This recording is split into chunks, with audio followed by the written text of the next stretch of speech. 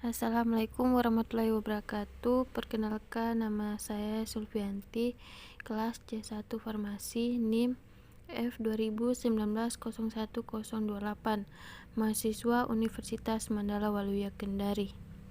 Baik, di sini saya akan menjelaskan hubungan struktur dan aktivitas obat antibiotik. Pengertian antibiotik. Antibiotik adalah kelompok obat yang digunakan untuk mengatasi dan mencegah infeksi bakteri. Obat ini bekerja dengan cara membunuh dan menghentikan bakteri berkembang biak di dalam tubuh. Antibiotik tidak dapat digunakan untuk mengatasi infeksi akibat virus seperti flu. Antibiotik yang menghambat pada protein, contohnya tetrasiklin, sedangkan antibiotik yang menghambat pada sintesis asam nukleat, contohnya rifampin. Struktur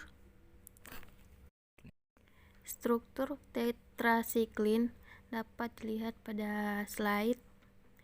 Pengertian dari tetrasiklin adalah antibiotik poliketida spektrum luas yang diproduksi dari genus Streptomyces dari Actinobacteria.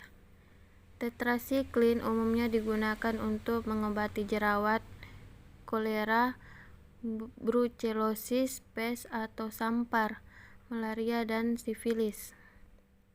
Tetrasiklin pertama kali diperkenalkan pada tahun 1948 dan perhatian adanya perubahan warna gigi pada anak-anak dilaporkan pada tahun 1956.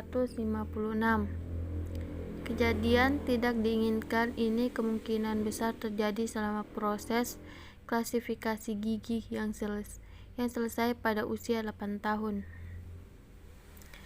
Tetrasiklin berikatan dengan subunit 30S dari ribosom mikroba. Selanjutnya akan menghambat sintesis melalui penghambatan pada pelekatan aminoasid tRNA. Akibatnya akan terjadi penghambatan di dalam pengenalan asam amino yang baru terbentuk pada rantai peptida. Resistensi terhadap tetrasiklin terjadi karena perubahan permeabilitas envelop sel mikroba. Pada sel yang peka, obat akan berada pada lingkungan dan tidak akan meninggalkan sel. Sedangkan pada sel-sel yang resistensi, obat tidak dapat ditransportasikan secara aktif ke dalam sel atau akan hilang dengan cepat, sehingga konsentrasi hambat minimal tidak dapat dipertahankan. Mekanisme dikontrol oleh plasmid. Struktur rifampin dapat dilihat pada gambar.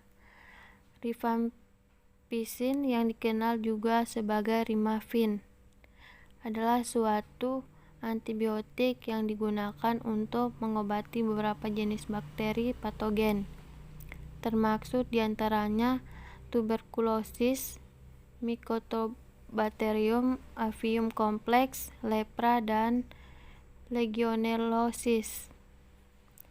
Rifampin menghambat pertumbuhan bakteri melalui pengikatan pada DNA dependen RNA polimerase. Rantai polipeptida dari enzim polimerase melekat pada faktor yang menunjukkan spesifitas di dalam pengenalan letak promoter dalam proses transkripsi DNA.